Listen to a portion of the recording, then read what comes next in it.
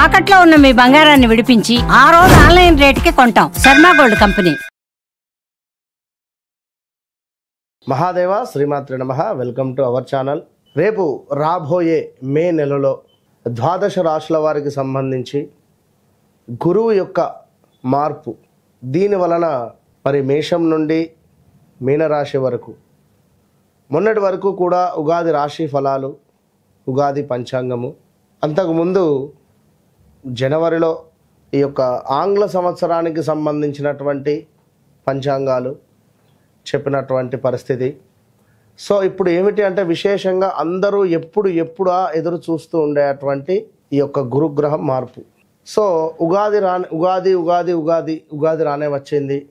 అయినప్పటికీ ఇట్టి ఉగాదిలో కొన్ని రాశుల వారికి బాగుందని చెప్పారు, కొన్ని రాశుల వారికి బాగాలేదు అని చెప్పారు. ఏవైతే బాగుంది అని చెప్పినటువంటి వారికి ఇప్పటికీ కాస్త బాగాలేని పరిస్థితి ఎదుర్కొంటూ ఉన్నారు. ఎవరైతే బాగుంది అని చెప్పన్నారో, బాగా లేదు అని అన్నారో వారికి కొంతమేర బాగుంది. సో ఓవరాల్గా చాలా అంటే చాలా పెద్ద గ్రహము గురుగ్రహము. మనకు 2024 3వ నెల 4వ నెలలో మార్పు చెందినటువంటి గ్రహము. మరలా 2025లో మేలో 14వ తారీఖు రోజు తన యొక్క గమ్యాన్ని మార్చుకోబోతున్నది. మిథునంలోకి ప్రవేశం జరగబోతూ ఉన్నది.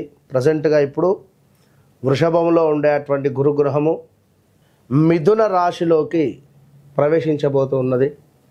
ఎట్ ద సేమ్ టైం రాహుకేతువుల మార్పు కూడా ఇదే మే నెలలో జరుగుతూ ఉన్నది. సో ఒక శనైశ్చరుడు మారడము, ఒక గురుగ్రహము మారడము ఎంత అవసరమో, ఎట్ ద సేమ్ టైం రాహువు కేతువు మార్పు వలన చాలా అంటే చాలా ఎక్సలెంట్ మార్పులు రాబోతున్నవి ఈ యొక్క ద్వాదశ రాశుల్లో. అందులో ముఖ్యంగా మేషరాశి, మీనరాశి, ఎట్ ద సేమ్ టైం సింహరాశి. ఎవరికైతే బాగా లేవు అని అనుకునేటువంటి రాశులు ఉన్నాయో వారికి ఈ రాహుకేతువులు చాలా అంటే చాలా అద్భుతమైనటువంటి రిజల్ట్ని ఇవ్వబోతున్నారు. దానికంటే ముందు మరి ఈ యొక్క గురుగ్రహం మార్పు వలన ద్వాదశ రాశుల వారికి ఏ విధంగా ఉండబోతుందని తెలుసుకుందాం. ముఖ్యంగా ఒక మాట, చివరి మాట, గోచారములో గ్రహస్థితి, గ్రహచారంలో గ్రహస్థితి వేరువేరుగా ఉంటుంది. సో మీరు జన్మించినటువంటి సమయానికి ఏర్పడేటువంటిదే గ్రహస్థితి. ప్రజెంట్గా మారేటువంటి గ్రహాలు గోచారం. సో మీకంటూ ఒక డేట్ ఆఫ్ బర్త్, పుట్టిన సమయము అనేటువంటిది ఉంటుంది. దీన్ని బేస్ చేసుకొని 100% చూసుకుంటే 99% అక్యురేట్గా ఉంటుంది. మరొక మాట, జన్మనామము వేరుంటుంది, వ్యవహారిక నామము వేరుంటుంది ఇక్కడ చాలామందికి.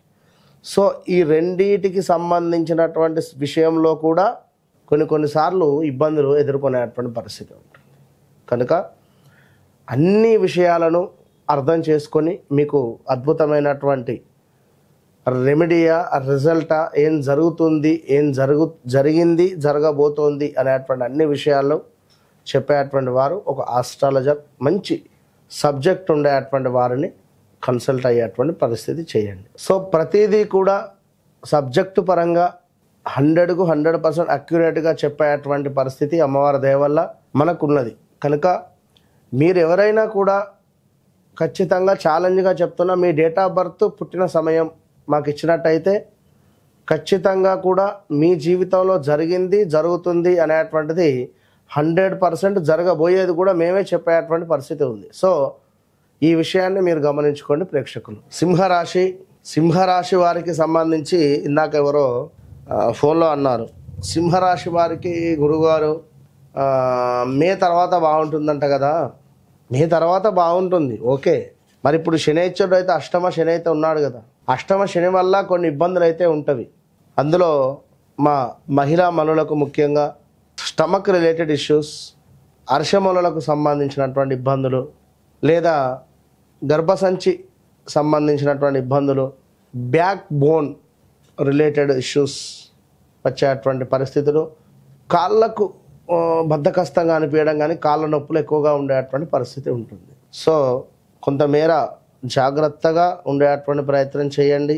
అయితే ఇక్కడ గురుబలము అనేటువంటిది సింహరాశి వారికి రాబోతున్నది మే 14వ తారీఖు తర్వాత, మరి యొక్క మే 14వ తారీఖు తర్వాత గురు బలము అనేటువంటిది రావడం వల్ల వ్యాపారస్తులకు, ఉద్యోగస్తులకు కొంత కోర్టు రిలేటెడ్ ఇష్యూస్తో ఇబ్బంది పడేటువంటి వారికి, ఉద్యోగంలో మార్పులు చేర్పులు కావాలి అని అనుకునేటువంటి వారికి, ఆరోగ్యం అనుకూలంగా లేకుండా ఉండేటువంటి వారికి, అదేవిధంగా ఇల్లు కట్టుకోవాలి అని ఆలోచించుకునేటువంటి వారికి, సంతానము కావాలి అని ఆలోచించుకునేటువంటి వారికి, మాపై ఎవరిదో చూపుంది, ఎవరో మాకేదో చేశారు, ఎవరో మేము బాగుపడుతుంటే వాళ్ళు ఇష్టం లేక మా ఇంటిపై ఏదో చేశారు అనేటువంటి ఆలోచనలో ఉండేటువంటి వారికి, వివాహం కాని వారికి, వివాహం జరిగి ఇబ్బందులు పడేటువంటి వారికి, విదేశీ ప్రయాణాలు చేయాలి అని అనుకునేటువంటి వారికి,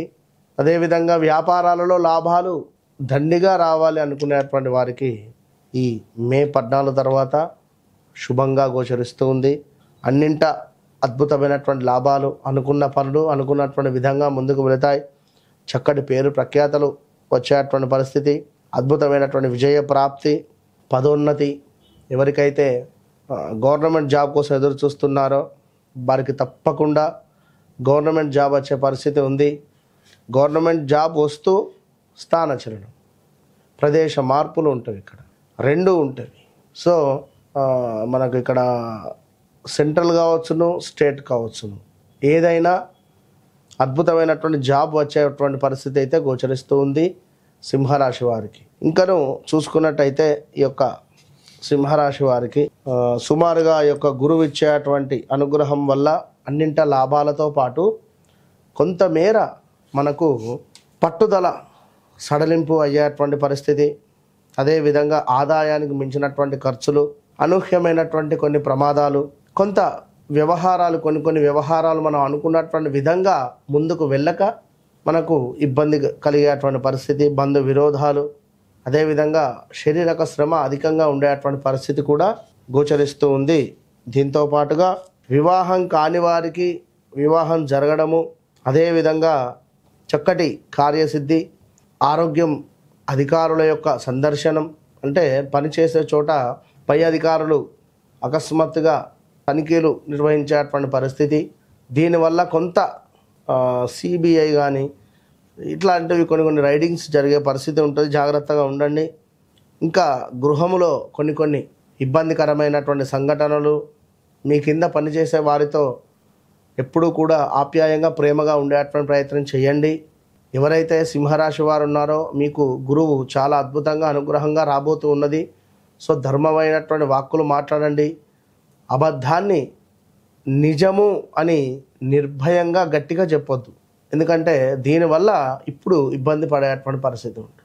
100% కొందరు ఉంటారు, అబద్ధమైనప్పటికీ అది నిజము అని చిటిక వేసి మరీ బల్లగుద్ది చెప్తారు.